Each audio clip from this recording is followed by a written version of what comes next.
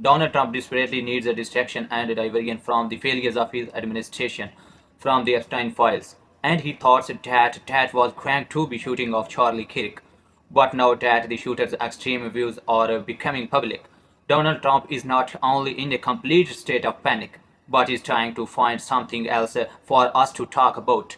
But this new distraction for Donald Trump cannot just be called a distraction because of how dangerous it is. And it is his threats of lateral war that we saw in a screaming meltdown that we are gonna get into.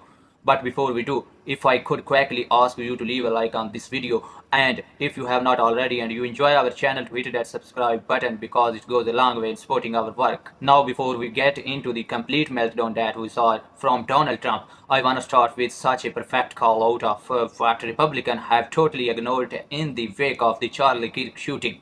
And that comes from Jasmine Crockett right here. But you have nothing to say about white supremacists in this country. I don't remember, as we are headed to yet a record number of school shootings in this country as it relates to children, I don't remember y'all bringing bills in the names of any of these itty-bitty children.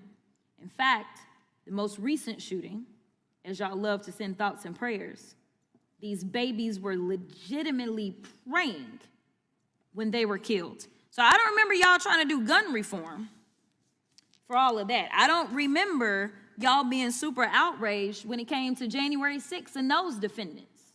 Well over 1,000 defendants. And we're talking about they beat up on law enforcement. Now y'all love law enforcement. You love some ICE. Now that ICE is going around thugging everywhere. But nevertheless, I don't remember y'all even having the courage to say, yes, put the damn plaque up. That was signed into law. Y'all won't even do that. So don't tell me that y'all are here being the champions for everybody. You are very selective. So yes, it is a game. Because if I want to do legislation, I don't have to put somebody's name on it to do right. I don't have to put one of the children's names so that I can have real gun reform and save lives. It's no surprise that Republicans live in their own reality where they refuse to acknowledge the political violence not only carried out by those who disproportionately perpetrate it radicalized young white men in America, but they also do not care about the extremist language, the political violence that this administration is engaging with. Every ICE raid that is a disappearing of an American citizen or a member of community is Donald Trump carrying out of political violence. But the selective memory of the right one shows how little they care, but to just how willing they are to exploit any political action, any crisis into political gain for themselves. It's why I do not take these people seriously. It's why I refuse to engage in their political theater. And it's why I make so much sense that this is Donald Trump's response to Charlie Kirk shooting that we see right here before his insane threats. Well, the problem is on the left. If you look at the problem is on the left. It's not on the right, like some people like to say on the right. The problem we have is on the left. And when you look at the agitators, you look at the scum that speaks so badly of our country, the American flag burnings all over the place, that's the left, that's not the right. Donald Trump is giving away the game. He is saying that the left-wing radicals are already under investigation. He is referred to a liberal organization multiple times, and that's such a key point. Donald Trump is using this as an excuse to carry out his authoritarian project without any actual reflection on the rhetoric of the right wing. Because they do not care. They will only get more aggressive. They were desperate in praying for this shooter to be of a marginalized group so that they can only ramp up their hatred anymore. The way that Charlie Kirk died does not justify the way that he lived, or the actions of the rest of the right to continue to incessantly attack marginalized people. That is what Donald Trump continued to do in his administration, and like I said earlier in this video, they were carrying out political violence and the illegal attacks that they take on our country and abroad that they ignore. Donald Trump raises no qualms with Putin's vicious attack on Ukraine. He cares not for the children in Gaza being killed by a war criminal. By the way, our tax dollars are paying for that genocide. And Donald Trump has no refused to roll out starting another military conflict. Just listen to him right here. We'll see what happens. Not an option or not option. We'll see.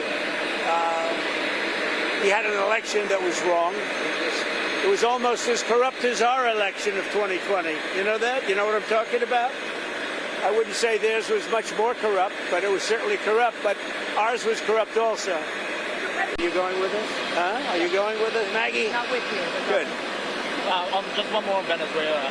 The president of Venezuela called the strike on the boat illegal. Are you concerned that Maduro might escalate something? No, what's illegal are the drugs that were on the boat and the drugs that are being sent into our country and the fact that 300 million people died last year from drugs. That's what's illegal. So Donald Trump is not ruling out striking Venezuela. No, Donald Trump has not given a reason for striking Venezuela. Donald Trump does not have any conception of what long-term foreign policy play that is for the United States. He just wants to attack. He just wants to looking strong.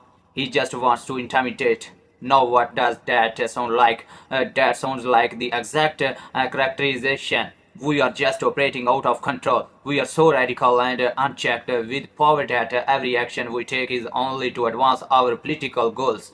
And we will do whatever it takes to make that happen. That's Donald Trump right now. And the fact that these people cannot see that or choose not to leads me to believe one of two things. The first, which is of course true, is that they are in a cult. The second of which is that they are just very stupid. They are stupid people who are blinded by other religious or political causes that keeps them from understanding the actual state of the world. That's why we cannot engage with them in good faith. That's why I am not trying to appease their fake feelings by eulogizing their white nationalist god in Charlie Kirk. I am not going to do it because they see everyone else as subhuman.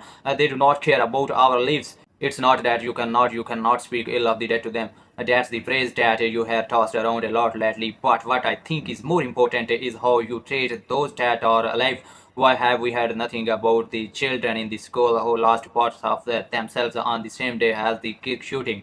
Nothing for those kids in Colorado. Oh, we did not hear anything about that.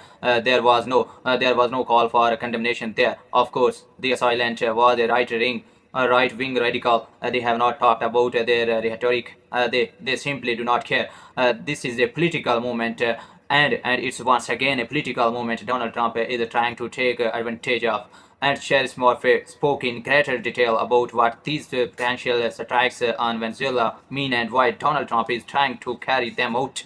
Well, we have sort of no information on who was on that boat or who was killed. It might be, as the Trump administration says, members of a drug cartel. It might be civilians. We don't know. But there's two important things here that are really concerning that you need to know about.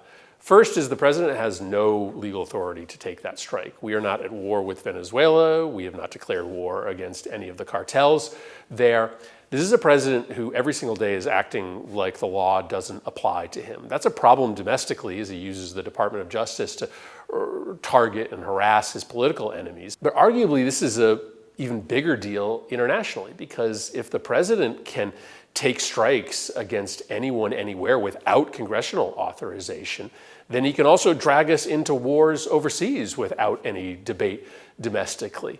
This is the most irresponsible, reckless president America has ever seen. And to let him engage in military activity overseas without the consent of the American people. I do not know how anyone could take away anything from the past week other than we are living in a time in our politics in which we just cannot engage in good faith. We just cannot, and any attempt to is doing ourselves a disservice. No, when I say we cannot engage in good faith, I am not advocating for political violence, of course not.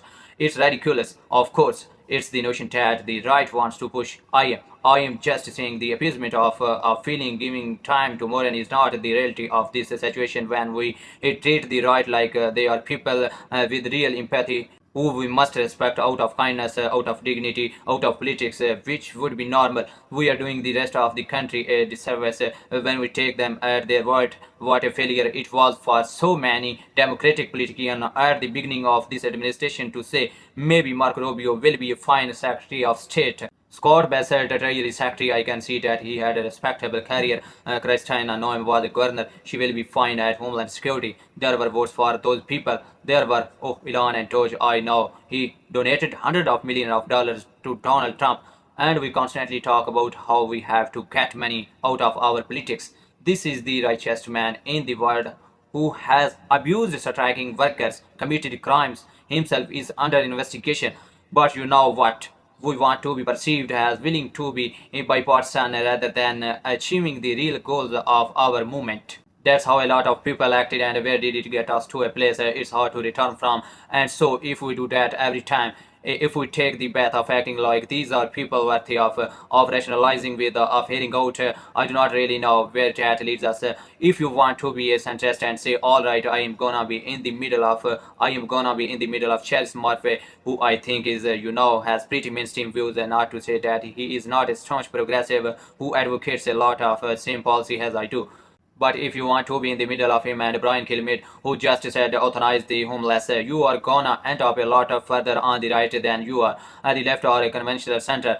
So to take all of what they say at face value and act like Charlie Kirk saying that black women cannot do job in the workforce and say that that's an opinion rather than a big or tie. It's not an opinion, it's vile, and I refuse to engage with it. I just refuse. So I am not gonna take these people as good faith actors. I am going to call them out, and I think we should do it forcefully. That is what I can promise on this show every single day. And if you wanna support that, as always, you can hit that subscribe button, leave a like on this video, and if you stuck around at the end, drop a blue heart in the comments. Keep on fighting. We are not gonna let him silence us. And until next time, I will see you soon.